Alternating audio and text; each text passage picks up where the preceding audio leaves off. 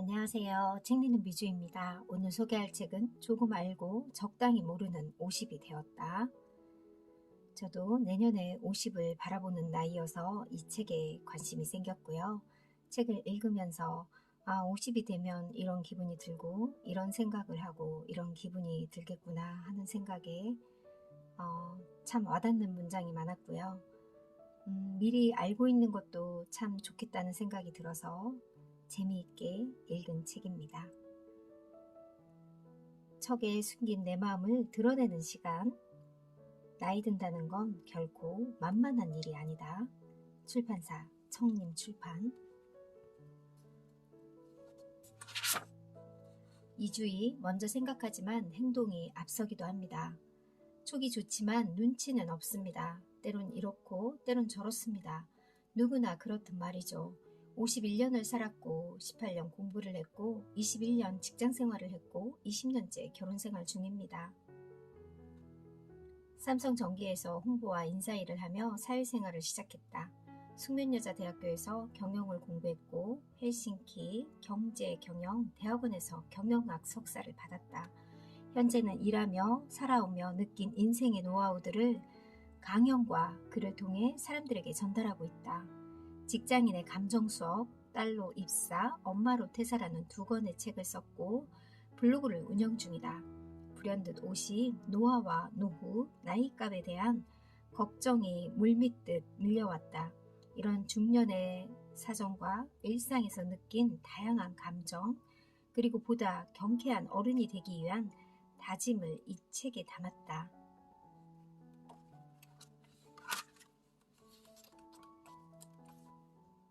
기어이 50이 되었다. 기어이 50. 어느 설문조사에 따르면 사람들은 55세를 중년으로 시작한다고 한다. 노년은 62세부터다. 그러니 중년이라고 해야 고작 7년. 그런데 한국인의 평균 수명이 83.3세이니 노년은 무려 20년이 넘는 셈이다. 전속력으로 달리던 30대, 40대를 지나 이제 겨우 숨 고르기를 하고 있는데 겨우 7년 동안 남은 20년, 아니 그보다 더 길지도 모를 세월을 준비해야 한다니 숨이 찰 수밖에. 나무가 늙으면 뿌리가 많아지고 사람이 늙으면 말이 많아진다는데 뿌리 없이 입만 바빠지는 것 아닌가 염려스럽지만 지금이라도 개인적인 목표든 공동체의 보편적인 가치든 버리고 채우지 않으면 안 될 것에 대해 생각해보고 그 가벼움과 무거움을 짚어봐야겠다. 낯선 당신 혹시 나 먹고 사는 일에 익숙해질 즈음 불현듯 마주한 나는 낯설다. 삶의 희로애락은 전리품처럼 주름으로 양각되어 있고 피부는 이미 중력에 순응한 지 오래다. 인생 선숙기에서 노년기로 접어드는 생의 전환기. 그렇다. 내 나이 50의 고개를 넘었다. 노인도 젊은이도 아닌 부르기도 애매하고 행동하기엔 더 애매한 나이 50. 60은 환갑이라는 명확한 이름표가 있고 40대까지는 사회 경제적 활동을 유지하느라 나이를 셈할 여유도 없다. 그러나 50은 자기 나이로 보이면 기분 나쁘고 자기 나이로 대접받지 못해도 기분 나쁜 분기점이라고나 할까? 이런 아이러니라니. 앞으로 더 많은 몸의 변화가 속력을 높여가며 찾아올 것이다. 몸에 좋다는 것을 애써 찾아 먹을 것이고 매일 삼켜야 하는 약의 종류도 늘려가겠지. 어느 날은 다급히 보험과 연금을 확인할지 모른다. 요란스럽지만 설레었던 2차 성징과 달리 노화는 평화롭게 찾아와 유쾌하지 않은 흔적을 남기고 장기 처방전을 발행한다. 생각해본다. 나는 왜 나의 변화를 두려워하고 부끄러워하고 그럼으로써 위축되는 걸까? 몸과 마음의 정당한 시간여행을 어떻게 하면 자연스럽게 받아들이고 그 의미를 찾을 수 있을까? 젊을 때는 발품 팔아 다양한 디자인의 옷과 장신구를 사는 재미를 즐겼던 반면 지금 선택의 기준은 그저 무난함이다.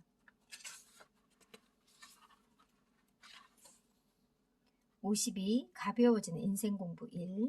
마음속에 내가 거울 속에 내게 말했다. 너무 빨리 가지 마. 같이 가자. 거울 속에 내가 마음속에 내게 대답했다. 천천히 와. 나의 변화가 좌절감이 되어 너에게 전이되고 그것이 또 나에게 전달되는 악순환. 이것이 우리가 절대 빠지면 안 되는 함정이야. 우리는 함께 따로 가는 게 좋겠어. 어차피 결승점에서 만날 테니까. 감정 통제와 공감 기능을 수행하는 전두엽이 가장 늦게 성장하고 가장 먼저 노화한다는데, 공감 능력이 이만큼이라도 살아있을 때 기울어진 정의는 바로잡고 함부로 자신을 들먹이는 버릇도 고치고 쉽게 여닫는 입에는 자물쇠로 채우고 꽉 막힌 귀는 청소를 해야겠다. 그러다 보면 청춘들과 나이값 받는 일로 섭섭한 일은 생기지 않겠지.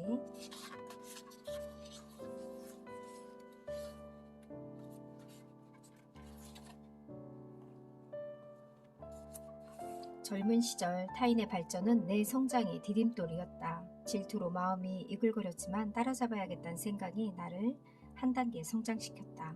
긍정적 신호가 되어준 셈이다. 물론 성공의 척도가 단순했고 누구나 같은 방향을 바라보았으니 가능한 일이었다. 역전의 기회도 원점으로 돌아가 다시 시작할 수도 있었던 것 같다.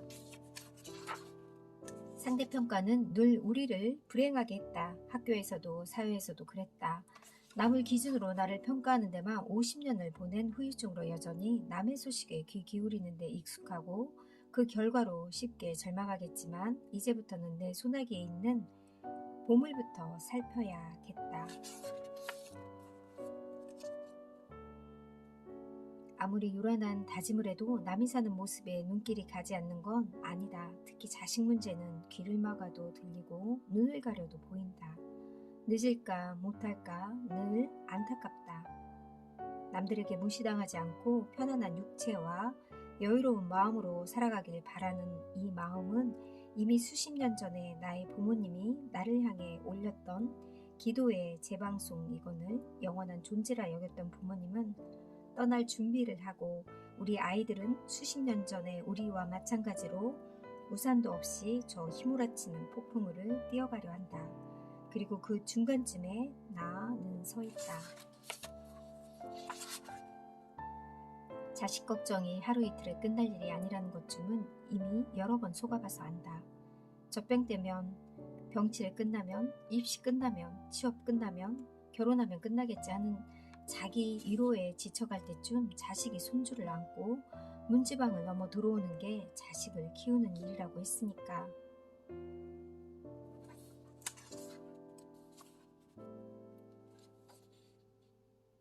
작가이자 투자자인 팀 페리스가 지금 하지 않으면 언제 하겠는가에서 언급한 것처럼 우리는 하나를 이룬 다음 다른 하나를 이루는 식의 직선적인 방식으로 살아서는 아무것도 지킬 수 없다. 돈을 번 다음 건강을 지키려는 계획, 먹고 살 만한 지명, 가족에게 충실하겠다는 다짐, 휴지 조각이나 다름없다. 예측 불가능하다. 틈 페리스는 소중한 것들이야말로 몰아서 한꺼번에 나 이것만 끝나면이 아니다. 동시다발적으로 병렬 처리하면서 살아야 한다고 강조한다. 누구에게나 좋은 사람이 되어야 한다는 강박도 버려야겠다. 누구도 영원히 좋은 사람이 될 수는 없다. 착한 얼굴을 벗어야 그 뒤가 진짜 흰색인지 검은색인지 알 수 있고 그래야 나를 보는 이들도 가면을 쓰지 않고 만날 결심을 할 테니까 스스로 감독하고 주연해온 착한 사람에게 연기에 이제 종말을 고한다.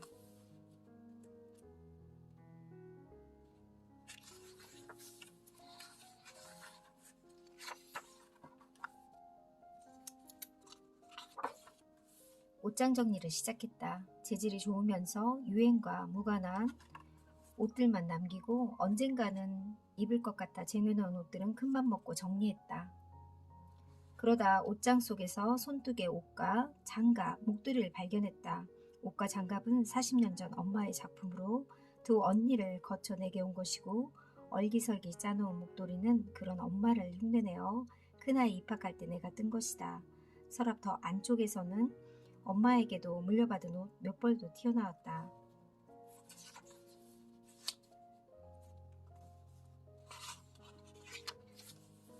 종이는 1000년을 가고 비단은 500년을 남는다고 했다. 아무리 좋은 옷이라도 한 장 종이만 못한 거다. 미니멀리즘이 존중받으려면 외양의 단순함을 넘어서는 내면의 풍부함이 있어야겠지. 스티브 잡스의 검은색 터들넥이 그냥 터들넥이 아니라 창의와 혁신이 빼곡히 코팅된 역사에 기록될 위대한 옷이니까.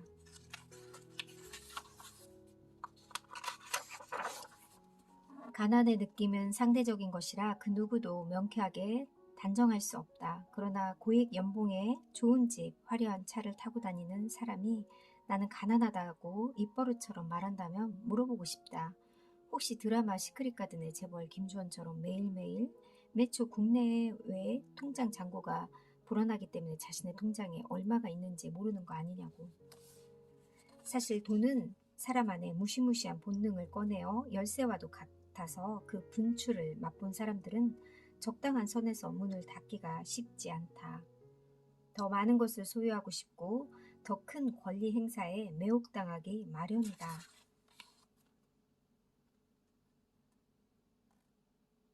물론 앞으로 삶에 잭팟이 터져준다면 굳이 마다할 생각은 없다. 50이 가벼워지는 인생 공부 시 돈 자랑은 할 자랑이 없을 때 하는 거라고 부모님이 말씀하셨다. 좋은 말과 행동을 뽐내는 어른, 매끈하고 통통한 지식을 가진 어른, 그것도 힘들 때는 남는 게 돈 자랑인데 사실 돈 자랑이 제일 어렵다. 아니, 해보고 싶다.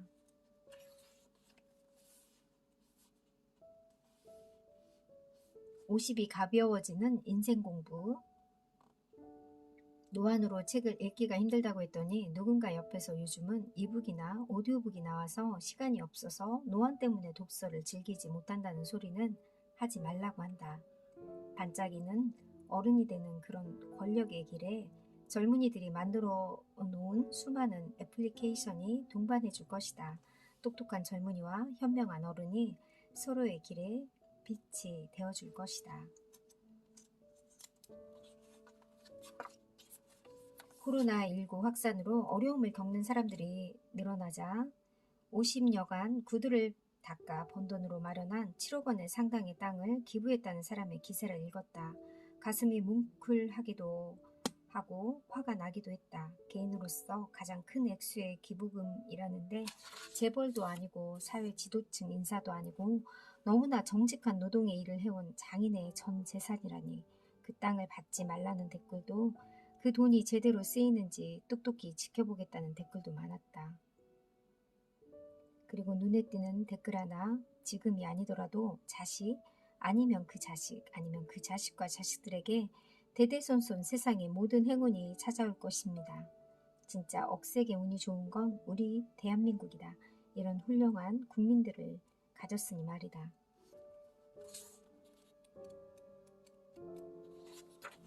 (50이) 가벼워지는 인생 공부 16. 과테말라에는 걱정 인형이 있다. 아이들이 걱정을 인형에게 말하고 잠들면 부모가 그 인형을 치워버리고는 아이에게 인형이 너의 걱정을 가져갔단다라고 말한다. 가볍게 내어놓으면 가벼워지고 무겁게 가지고 있으면 천근만근된다. 하버드 대학교 정신의학과 존 레이티 교수는 앉아있는 몸은 죽은 몸이라 나이를 먹을수록 뇌가 쉽게 손상되기 때문에 운동은 아이들보다 성인 뇌에 더 좋다고 말했다. 레이트 교수는 고강도로 15분씩 운동하면 사망률이 22% 낮아진다는 연구 결과와 함께 운동으로 도파민 수치를 다시 늘릴 수 있다는 희망적인 메시지를 전했다. 언제 어떻게 노화를 맞이할 것인가는 각자에게 달려있다는 것이다. 사람에게 행복감을 주는 행동은 걷기, 놀기, 말하기, 먹기라고 한다. 우리가 일상에서 늘 하는 행동 같지만 또한 제대로 하기가 쉽지는 않을 것들이다. 몇 주째 걷다 보니 걸으면 나 자신과 놀고 말하고 먹을 수 있다는 걸 알았다.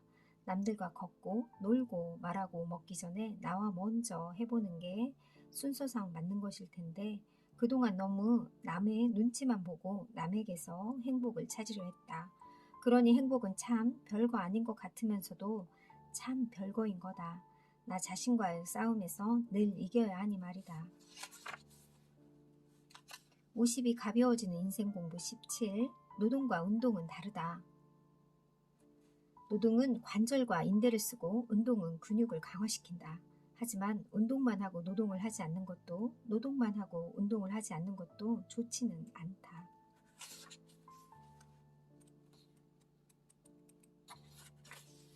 50이 가벼워지는 인생 공부 19. 나의 그라운드를 하나 기브 앤 테이크 하지 말자.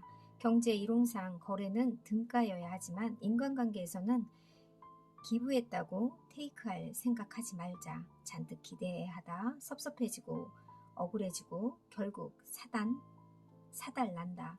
기부도 마찬가지. 원칙에는 꾸준함이 필요하다. 죽음, 준비하는 자에겐 선물.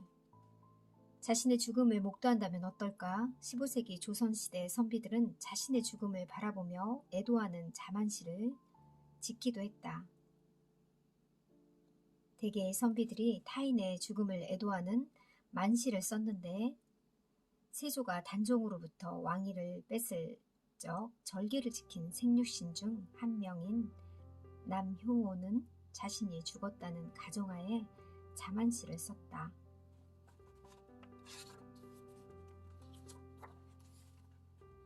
팔순이 넘은 엄마는 자꾸 잘 죽어야 한다고 말한다. 죽을 때까지 정신줄 놓지 않고 살다가 자식들과 미리 이별하고 편안하게 가고 싶다고.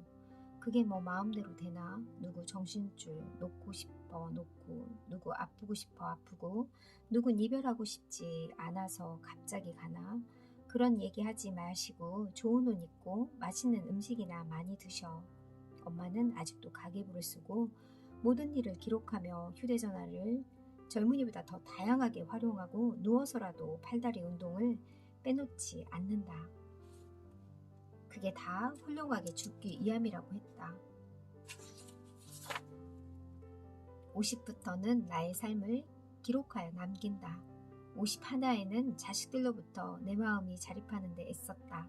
52에는 새로운 일을 시작했고 두려웠지만 즐거웠다. 53에는 사람들에게 도움이 되는 일을 찾기 시작했다. 이제 나도 훌륭하게 죽는 프로젝트를 시작해볼까 한다.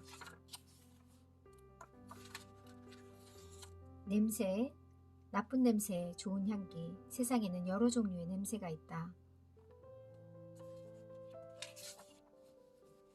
불행의 냄새도 있다. 옆집에서 풍기는 악취는 홀로 죽어간 이웃의 고독과 슬픔이고, 아카데미 시상식에서 사관왕을 휩쓴 영화, 기생충을 관통하는 것은 지하철 냄새, 즉 가난의 냄새다.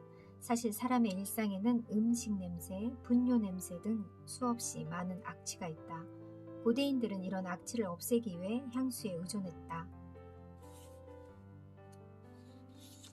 그런데 나이가 들수록 이런 사람의 냄새가 강해진다고 한다. 젊을 때만큼 노폐물을 분해하고 배출하는 기능이 원활하지 않아서 운동을 통해 적극적으로 배출하고 씻어내지 않으면 피지 중 지방산이 과산화지질이라는 물질로 산화되면서 나는 냄새를 막을 수 없다.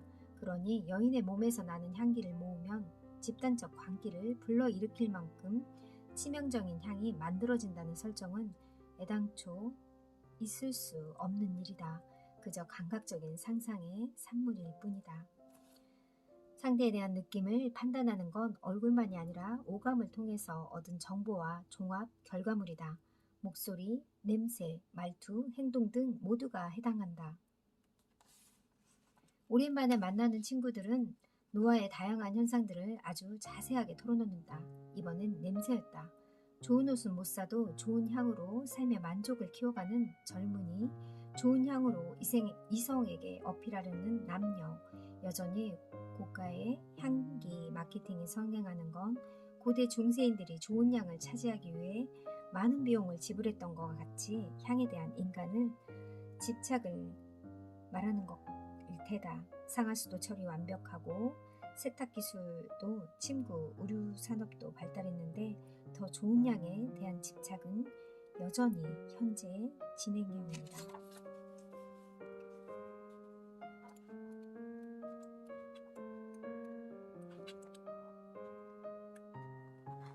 에필로그. 그까지 오심 나를 아끼며 살아보자. 숨이 차기도 지루하기도 할 앞으로의 길이 뒤돌아보면 반짝이는 영광으로 혹은 아름다운 추억으로 남길 바라며 다시 출발 자세를 가다듬는다. 출발 신호에 놀라 떼기 시작했고 그러다 보니 중간에 넘어지기도 남의 허들을 건드리기도 구간 속도가 턱없이 늦거나 빨랐던 전반전과 달리 후반전은 천천히 주변의 풍경에 눈길도 주고 함께 걷는 이들과 두런두런 이야기도 나누어야겠다. 이 책을 펼치고 있는 나의 동년배들이여, 나이를 먹는다는 건 실로 만만찮은 일이지만 조금 알고 적당히 모르는 지금, 조금 아프고 적당히 건강한 지금, 또 다른 문을 연다는 것은 얼마나 설레이는 일인지 그저 나를 믿고 그 문을 힘차게 열어보자.